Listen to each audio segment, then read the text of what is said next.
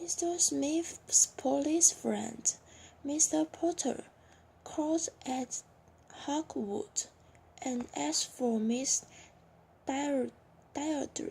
Mr. Travish, the captain of the Hawkwood Triathlon team, and so, to his great surprise, Sam Sylvester learned that there was still a Hawkwood team.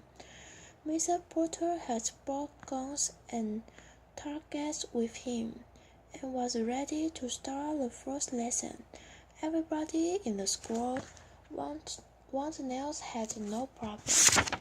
With Firelight, she did anything that we want, and when he was in the factory with her on a warm summer evening, he was really happy.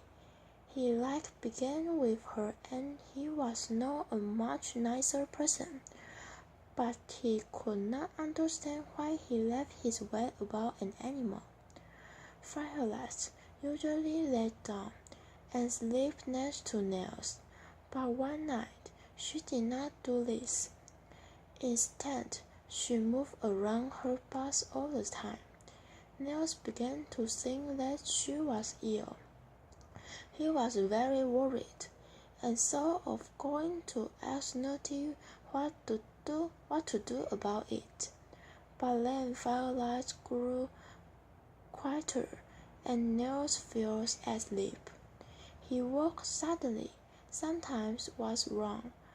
Firelight was ill again. "Oh, please, don't die," he cried sadly. Then suddenly, Nels understood what was happened. Firelight was having a baby. When Nels saw the four's little face appear, he laughed and cried at the same time. "You are lovely, baby," he said softly. This was the most exciting thing that had ever happened to him. He had to go and tell Nutty. Nutty's father was a little surprised to see Nels standing outside his door with a great big smile on his face at the 4:45 in the morning. Asleep, Nutty appeared, and Nels told her his wonderful news. To his surprise, Nutty was not as happy about the fall as he was. She knew that Nels could not ride Firelight in the competitions now, and when Nels learned the Firelight and her four would have to leave the factory because of the neat grass, he too was unhappy. Then Uncle Ben remembered that he had the use of a fire not far away. Firelight and the four could go there. Nels discovered that there was a shed there too, where he could sleep, and he felt better about it. But he had lost interest in the competitions, and did not care that he had no horse to ride. "But you have to care," Bibi told him, almost angrily. "It isn't just for you. You are part of a team.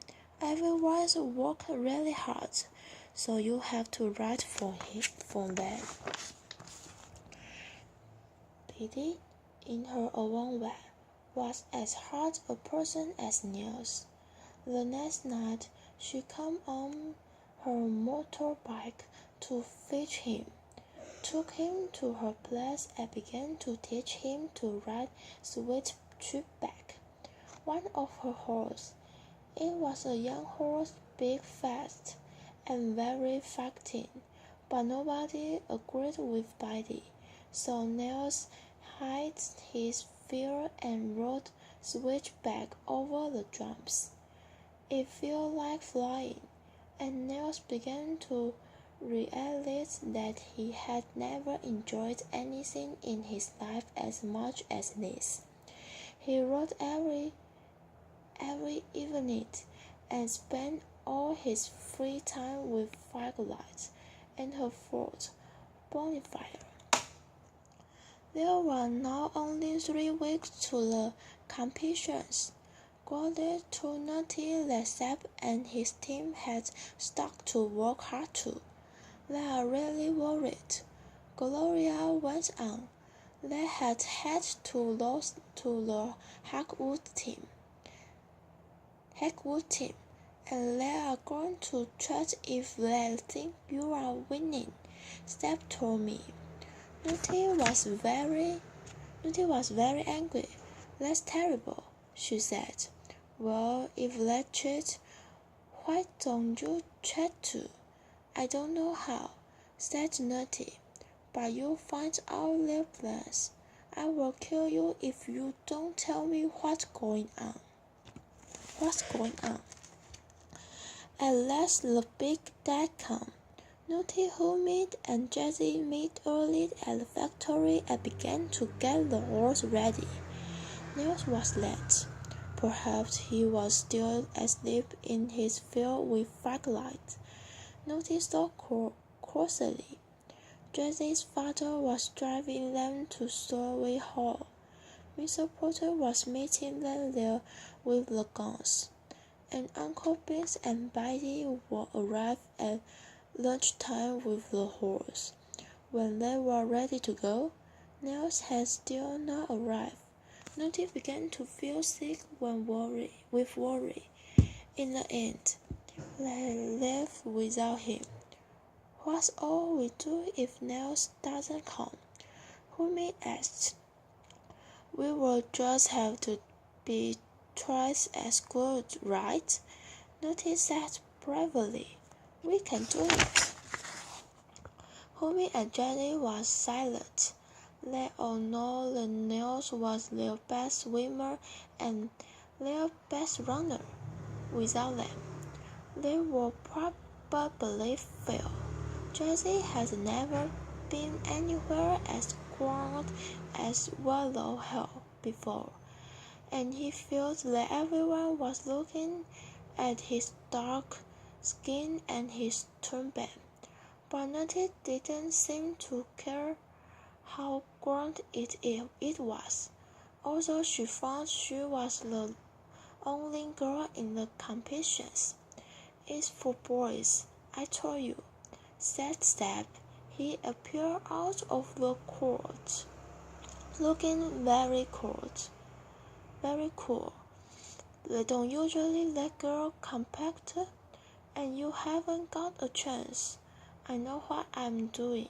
Just go away, Seb dear. Nutty replied. She turned to the others. Let's walk around the cross-country course, she said. She knew she wasn't be strong enough to do it after the swim. Humi walked around, smiling at all the jumps like old friends. Are you all right, Humi? Nutty asked him, worried. But Humi just went on smile. Jessie looked miserable. I had a riding, he said. Spot can do it, replied Nutty. If you make him, and you must. You and Nils are our best scorers in the other things. God, what was Nils? He still wasn't there when they got back for the shooting. He can shoot later, the official said. Seth and the others were shooting and their score was not bad. Then it was Hackwood's turn. Nutty didn't do well at first, but then she pretended it was Seb's face on the target. She hit his nose, his ears and his mouth, and got a much better score. Jerry did well too, but Humi's score was the worst. He hit Jerry's target twice.